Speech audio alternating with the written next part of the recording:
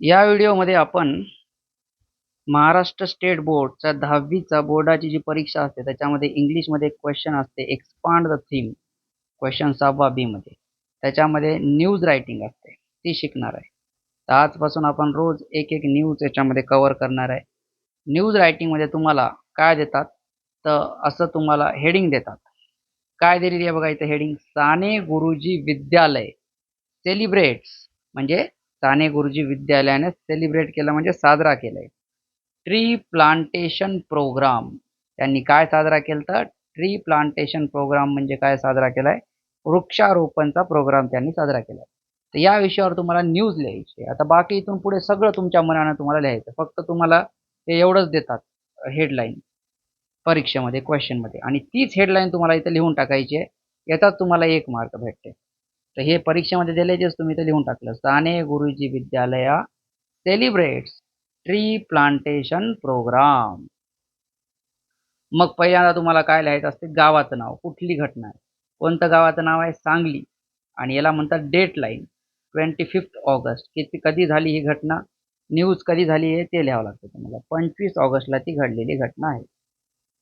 आता बघा काय घटना घडलेली आहे ती मी वाचतो. आपण ते लिहिलंय. पहिला पॅसेज आपल्याला काय लिहायचं आहे बघा. पहिला पॅसेज साने गुरुजी विद्यालय सांगली लॉन्च म्हणजे सुरुवात केली an extensive tree plantation programme. Extensive बघा असे थोडे शब्द वापरायचे अवघड. एक्सटेन्सिव्ह म्हणजे काय तर खूप मोठ्या प्रमाणात खूप विस्तृत प्रमाणात म्हणजे खूप झाडं लावणार आहेत. To make aware the children. Aware म्हणजे काय करणे? जनजागृती करणे. Children and the people of village. गावातल्या लोकांची जनजागृती करायची आणि लेकरांची जनजागृती करायची आहे. About importance of trees. कशाबद्दल जनजागृती करायची आहे? की झाडाचं काय महत्व आहे ते सांगायचं आहे आपल्याला. बघा फक्त आपण त्या बातमीबद्दल एक पॅसेज लिहिला की एकच वाक्य आहे. साने गुरुजी विद्यालय Sangli launched an extensive tree plantation program to make aware the children and the people of the village about the importance of the trees. पुढचं बघा आता. The students and the teachers म्हणजे विद्यार्थी आणि शिक्षक सिलेक्टेड त्यांनी निवडलं द एम्प्टी प्लेसेस रिकाम्या जागा निवडल्या झाडं लावायसाठी अँड द रोड साइड्स आणि रस्त्याच्या कड्याच्या जागा निवडल्या टू प्लांट सॅपलिंग्स. प्लांट म्हणजे इथं झाड नाही, इथं प्लांटचा अर्थ आहे झाड लावणे. हे वर्ब आहे. टू प्लांट म्हणजे रोपण करणे. काय रोपण करणे? सॅपलिंग्स. छोट्या छोट्या रोपट्याला सॅपलिंग्स म्हणतात. छोटे छोटे रोपटे लावले in a well organised way. Well organised way म्हणजे व्यवस्थित लावले. कसे पण लावले नाही, एका नियमानं लावले की रोडच्या साईडनं लावले. रोडच्या साईडने झाडं लावायची, जे ज्या प्रकारचे झाडं असतात तेच लावले. द सॅपलिंग्स म्हणजे जे रोपटे आणले होते वेअर सप्लाईड. सप्लाय म्हणजे कोण दिलते? By the local municipal corporation. Municipal corporation म्हणजे काय असते? जे नगर परिषद असते त्याला काय म्हणतात? Municipal corporation. त्यांनी रोपटे पुरवलते. In order to restore the eco balance. Restore म्हणजे परत स्थापित करणे, पुनर्प्रस्थापित करणे. इको बॅलन्स म्हणजे काय? की निसर्गाचा संतुलन ऑफ द एरिया. त्या एरियामधल्या नैसर्गिक संतुलन परत पुनर्स्थापित करण्यासाठी अँड एफॉरेस्टेशन. बघा झाडं तोडण्याला फॉरेस्टेशन म्हणतात. झाडं लावण्याला काय म्हणतात? एफॉरेस्टेशन. ड्राईव्ह म्हणजे योजना. Afforestation drive was taken with all seriousness म्हणजे पूर्ण सिरियसली लोकांनी मनातून काम करून एफॉरेस्टेशन म्हणजे वृक्षारोपणाचा कार्यक्रम केला.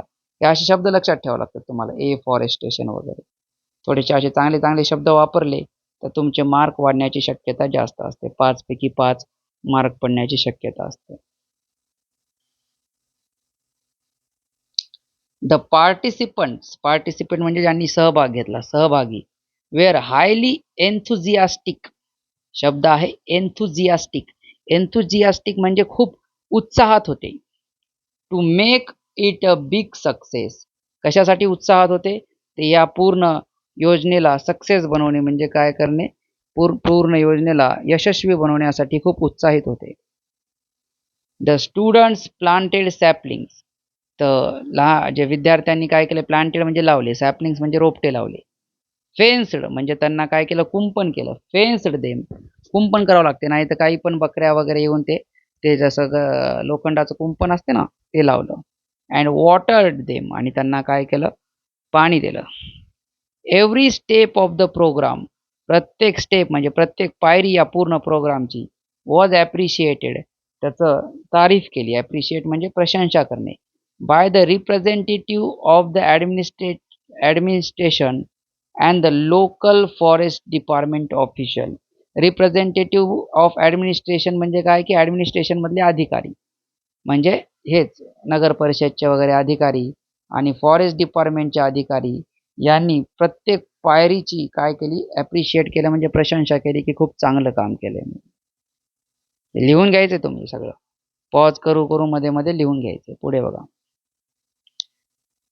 The programme created a great stir. हे शब्द आहे स्टर. स्टर स्टर म्हणजे काय झाले, हलवणे म्हणजे लोकांमध्ये जागृती झाली. Among the general public too, जे जनरल पब्लिक आहे त्यांच्यामध्ये पण जागृती झाली. कशाबद्दल जागृती झाली, वृक्षारोपणाबद्दल. The headmaster of the school mister Madhukar Atale promise to take care of sapling. आणि शाळेचे हेडमास्टरनं काय केलं, प्रॉमिस केलं म्हणजे त्यांनी वादा केला पक्का, की कशाचा वादा केला, हे जे रोपटे आपण रोपटे लावलेत त्यांची आम्ही काळजी घेईल. टिल दे ग्रो वेल, जोपर्यंत ते मोठे होऊन झाडं होणार नाहीत. द इनिशिएटिव्ह म्हणजे हे सगळा प्रोग्राम वॉज प्रेज्ड, तारीफ केली. बाय द विलेजर्स, कोणा तारीफ केली, गावकऱ्यांनी. अँड द एज्युकेशन डिपार्टमेंट आणि शैक्षणिक जे विभाग आहे त्यांनी पण तारीफ केली. हे पूर्ण लिहून घ्यायचंय, एकदा बघून ऐकून व्यवस्थित लिहून घ्यायचंय. जसे पॅसेज केले तसेच तुम्ही पॅसेज करायचे आणि नंतर मग दोनदा रफमध्ये मनानं लिहून बघायचं. आधी एक वाक्य वाचायचं. बघा मी तुम्हाला सांगतो मनानं कसं लिहून बघायचं. पूर्ण एक वाक्य वाचायचं इथून. The programme created a great stir among the general public too, एवढं बघायचं आणि मग काय करायचं, हे व्हिडिओ बंद करायचा आणि वहीमध्ये जेवढं लिहून बघायचं. The programme created a great stir among the general public too. जेवढे तुम्हाला शब्द लिहिता आले तेवढे बघायचे आणि जर आठवणच झालं तर मग परत व्हिडिओमध्ये काढून बघायचं आणि त्याच्या पुढचं परत मनाने लिहून बघायचं. तुम्ही जेवढी प्रॅक्टिस करसाल तेवढंच तुम्ही नंतर एक वाक्य, दोन वाक्य, नंतर तर तुम्ही पूर्ण एकदा पॅसेज वाचून पूर्ण जशाला तसा लिहू शकसाल प्रॅक्टिसनं पण. आता याच्यातले अवघड शब्द आणि मी त्यांचे अर्थ दिलेले आहेत ते घ्या, ते पण लिहून घ्यायचे. याच्यात एक शब्द होता एक्सटेन्सिव्ह. एक्सटेन्सिव्हचा अर्थ मोठ्या प्रमाणावर. एक होता प्लांटेशन म्हणजे काय, वृक्षारोपण. एक होता अवेअर. अवेअर म्हणजे जागरूकता, जनजागृती. मी सांगितलं तुम्हाला. शब्द पुढचा चौथा कोणता आहे, यांना मी नंबर देऊन ठेवतो. तुम्ही काय करा, नंबर टाका. याला 1 नंबर, 2 नंबर, 3. चौथा शब्द कोणता आहे, इम्पॉर्टन्स म्हणजे महत्त्व. पाचवा शब्द कोणता आहे, सॅपलिंग्स म्हणजे रोपटे. सहावा शब्द ऑर्गनाइज्ड म्हणजे काय केलं, आयोजित केलं, नियोजित केलं, संघटित केलं. सातवा शब्द काय, सप्लाइड म्हणजे पुरवठा केला, पुरवणे. आठवा शब्द काय, रिस्टोर. मी म्हटलं होतं तुम्हाला, पुनर्स्थापित करणे, पुनर्प्रस्थापित करणे. नववा शब्द बघा, इको बॅलन्स म्हणजे पर्यावरणाचा समतोल. दहावा शब्द एफॉरेस्टेशन म्हणजे वृक्ष लागवड मोहीम. 11वा सिरियसनेस म्हणजे गांभीर्यानं केलं काम. 12वा एन्थुझियास्टिक म्हणजे उत्साही. 13वा आहे ॲडमिनिस्ट्रेशन म्हणजे प्रशासन. लोकल ॲडमिनिस्ट्रेशन म्हणजे लोकल प्रशासन. 14वा आहे रिप्रेझेंटेटिव्ह म्हणजे प्रतिनिधी. 15वा आहे इनिशिएटिव्ह. 15वा शब्द आहे इनिशिएटिव्ह.